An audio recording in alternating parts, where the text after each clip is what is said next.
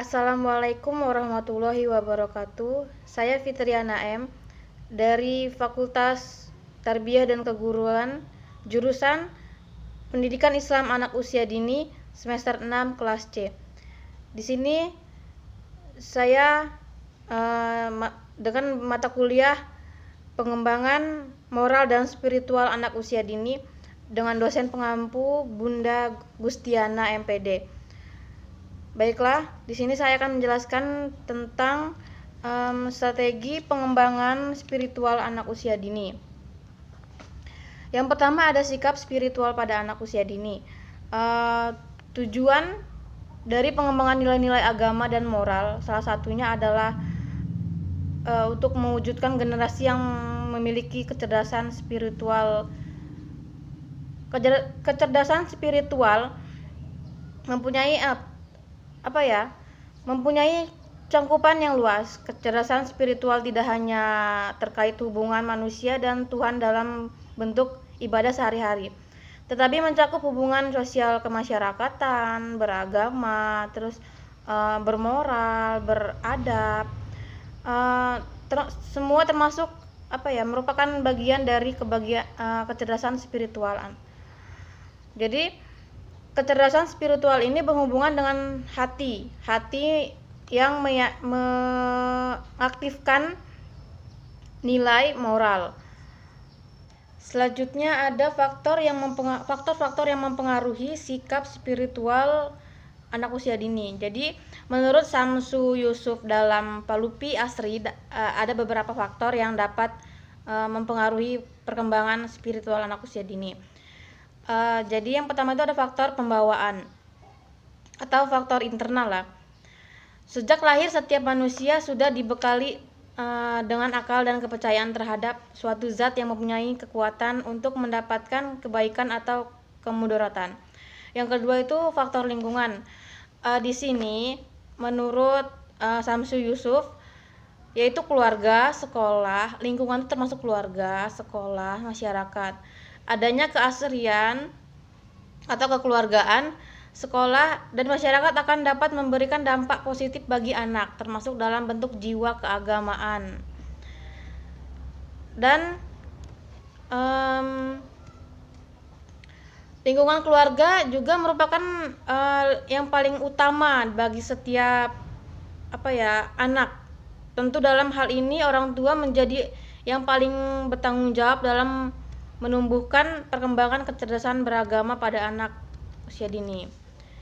Selanjutnya ada lingkungan sekolah. Lingkungan sekolah merupakan lingkungan kedua bagi anak setelah keluarga, karena hampir setengah hari anak menghabiskan waktunya bersama teman dan gurunya di sekolah.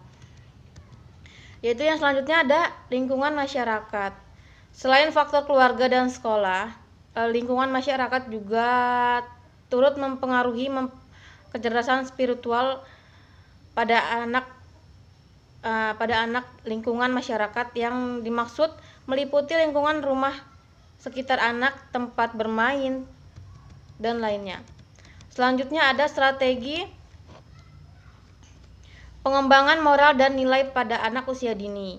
Yang pertama, menanamkan rasa cinta kepada Allah Subhanahu wa taala. Di antara cara membimbing anak menuju akidah yang benar adalah dengan mendidik mereka untuk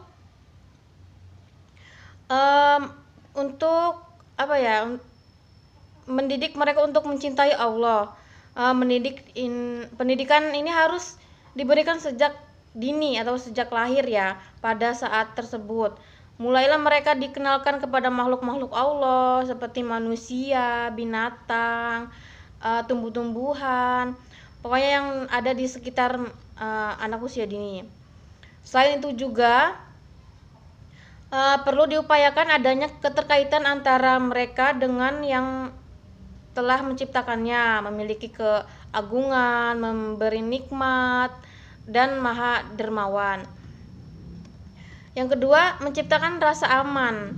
Perasaan aman dan ketenangan adalah kebutuhan yang mendasar yang selalu didambakan anak. Saat dia sakit, dan menangis. Dia mengharapkan ibunya bangun dan berjaga sepanjang malam untuk berada di sampingnya. Selanjutnya ada mencium dan membelai anak. Mencium dan membelai anak itu merupakan hal yang mampu memenuhi kebutuhan akan rasa kasih sayang.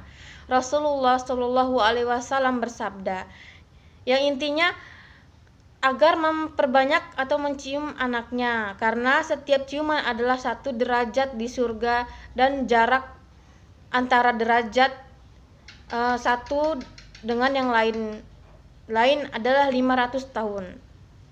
Selanjutnya, menanam cinta tanah air.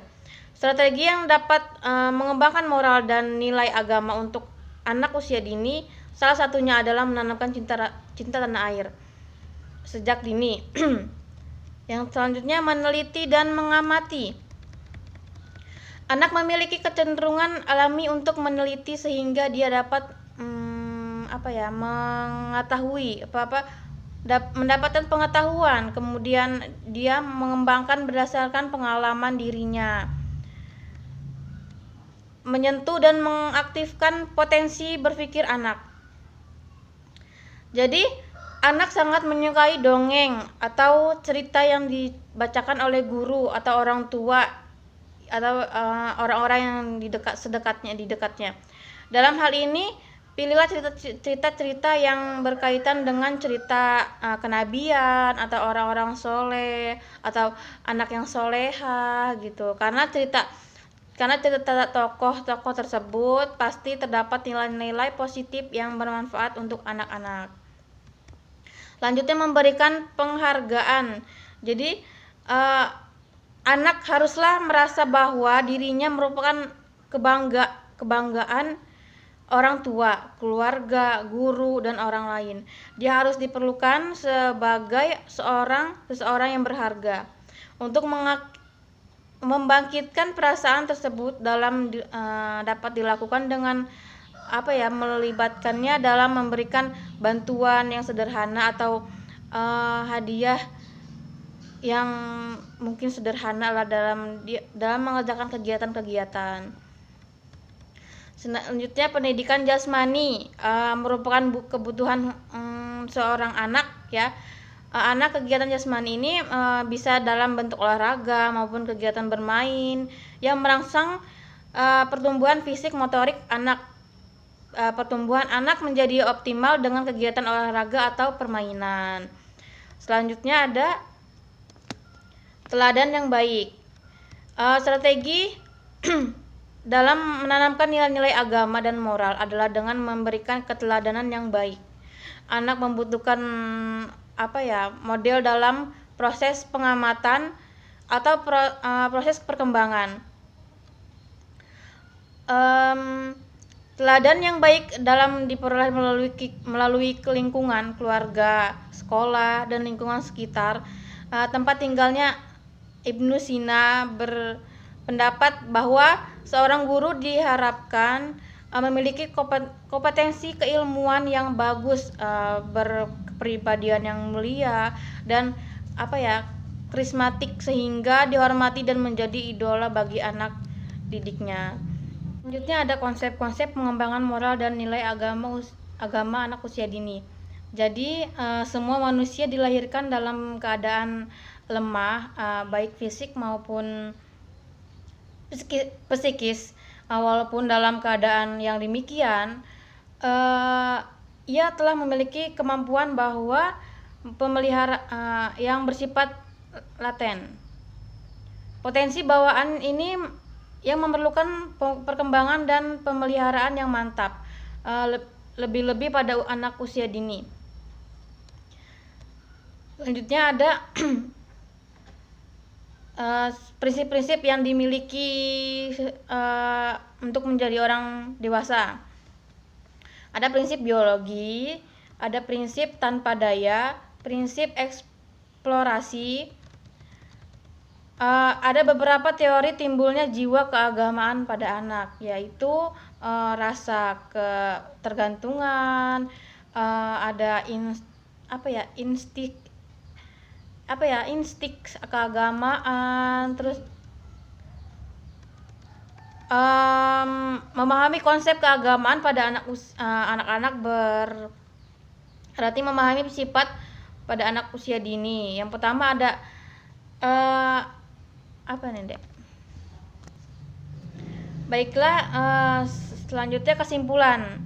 Orang yang cerdas secara spiritualnya mereka tidak hanya mengetahui Tuhannya, akan tetapi mereka akan mengenal dan mencintai Tuhannya. Berakhlak mulia, mengetahui baik buruknya perbuatan dan hidup akan lebih bermakna.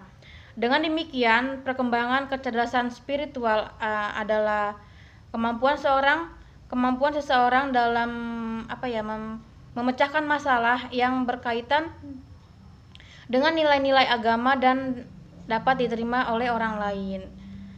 Mungkin itu saja yang dapat saya sampaikan. Kurang lebihnya saya mohon maaf. Kepada Allah saya mohon ampun. Wassalamualaikum warahmatullahi wabarakatuh.